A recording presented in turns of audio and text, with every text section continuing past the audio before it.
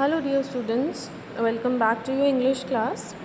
Today we are going to continue our chapter by discussing its themes, people and question answers.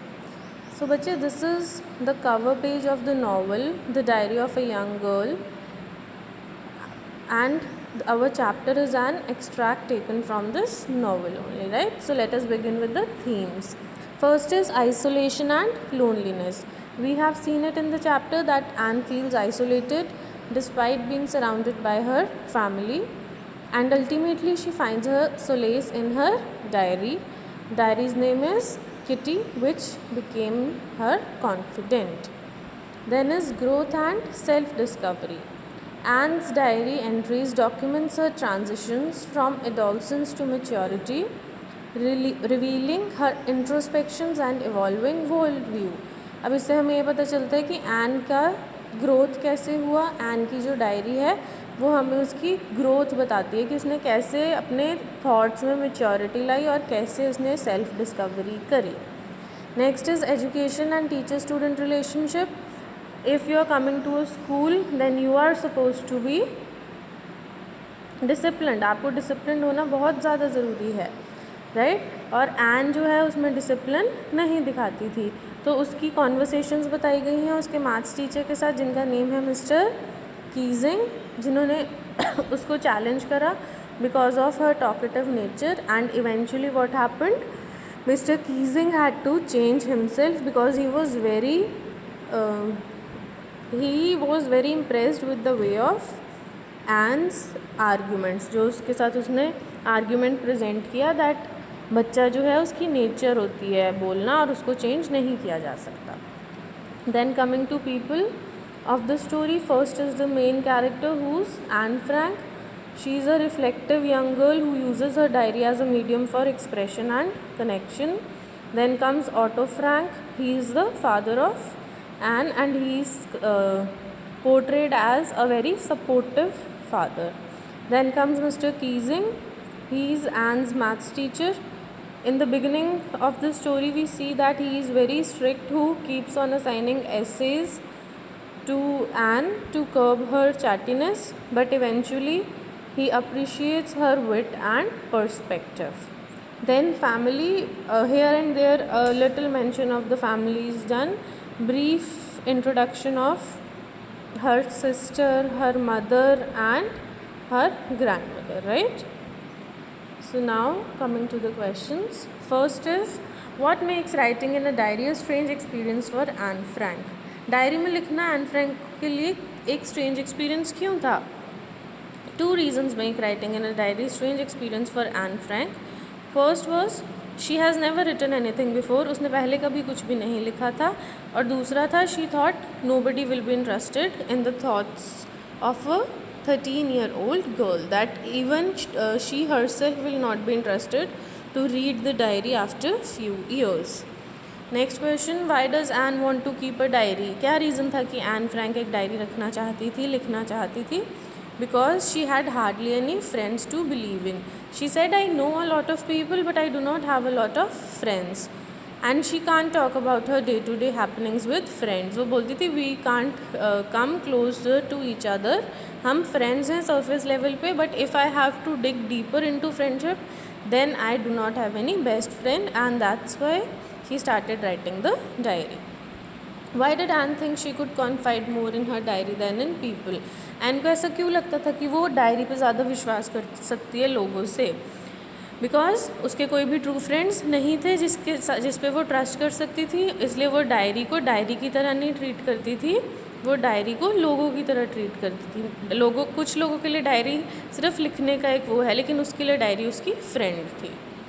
Now coming to page 51, why does Anne provide a brief sketch of her life? Anne Frank ने अपनी diary लिखने से पहले जो starting के pages हैं उसमें अपनी लाइफ का ब्रीफ स्केच क्यों दिया है? Anne provides a brief sketch of her life because she feels that no one would understand her stories in her diary if she did not write about her life. क्योंकि वो बोलती है कि अगर मैं डायरेक्ट अपनी लाइफ के बारे में लिखना स्टार्ट कर दूँगी और कोई भी बैक स्टोरी नहीं बताऊँगी, तो किसी को समझ ही नहीं आएगा और किसी को इंटरेस्ट ही नहीं क्रिएट होगा। अगर हम कोई स्टोरी रीड करें और हम उसकी बिगिनिंग को स्किप कर दें, उसको मिडल से पढ़ना स्टार्ट कर दें, तो हमें भी समझ नहीं आएगा। It would be very difficult for us to understand it, right. Question number 2, what tells you that Anne loved her grandmother. आपको कैसे पता चलता है कि एन को अपनी ग्रैंड मदर से प्यार था? हमें इसलिए पता चलता है बिकॉज एक तो उसके पेरेंट्स ने हॉलैंड जब चले गए थे तो उसको उसकी ग्रैंड मदर के पास एकन में छोड़ दिया था, और दूसरा कि ग्रैंड मदर की डेथ के बाद 1942 में जब उसकी कैंडल्स, बर्थडे कैंडल्स ब्लो हो रही थी, तो उसने अपनी ग्रैंड मदर की बर्थडे कैंडल भी वहाँ पे अपने साथ रखी। Come to page number 54. Why was Mr. Keesing annoyed with Anne? What did he ask her to do? Mr. Keesing कौन थे? Maths teacher. और वो एन के साथ annoyed क्यों रहते थे, गुस्सा क्यों रहते थे, और उन्होंने क्या बोला एन को करने के लिए? We know this. Mr. Keesing was Anne's maths teacher, और वो annoyed इसलिए थे because she talks too much, क्योंकि वो क्लास में लेक्चर में बहुत ज़्यादा बोलती थी जिससे कि डिस्टर्बेंस होती थी। ही वॉर्नड हर सेवरल टाइम्स, उन्होंने बहुत बार उसको warning the that stop talking, do not talk, but she couldn't stop talking, लेकिन वो बात करना बंद नहीं करती थी। After several warnings he gave her an essay on the subject a chatter box, तो उन्होंने उसको बहुत सारी warnings they the that keep quiet, do not talk, do not disturb the class, but still she continued with her chattering. तो उन्होंने एक witty तरीका ढूंढा उसको चुप कराने के लिए, और वो क्या था, उसको अ चैटर बॉक्स टाइटल देके स्टोरी लिखने के लिए बोला, ऐसे लिखने के लिए बोला। Second, how did Ann justify her being a chatter box in her essay. तो जो एन ने ऐसे लिखा उसमें वो बोलती है कि मैं कुछ भी हे वायर लिख सकती थी, बड़े बड़े वर्ड्स लिख के बीच में 2-2 वर्ड्स का स्पेस छोड़ सकती थी, बट उसने क्या आर्ग्यूमेंट्स दिए और कैसे जस्टिफाई करा। सो in her essay she justifies her being a chatter box by stating that talking was a student's trait. वो बोलती है बोलना बच्चों की नेचर है, बच्चों की हैबिट है, यही तो डिफरेंस है टीचर्स और बच्चों में। She would do her best to cure herself of the habit, वो पूरी कोशिश करेगी कि वो इस आदत को चेंज कर पाए।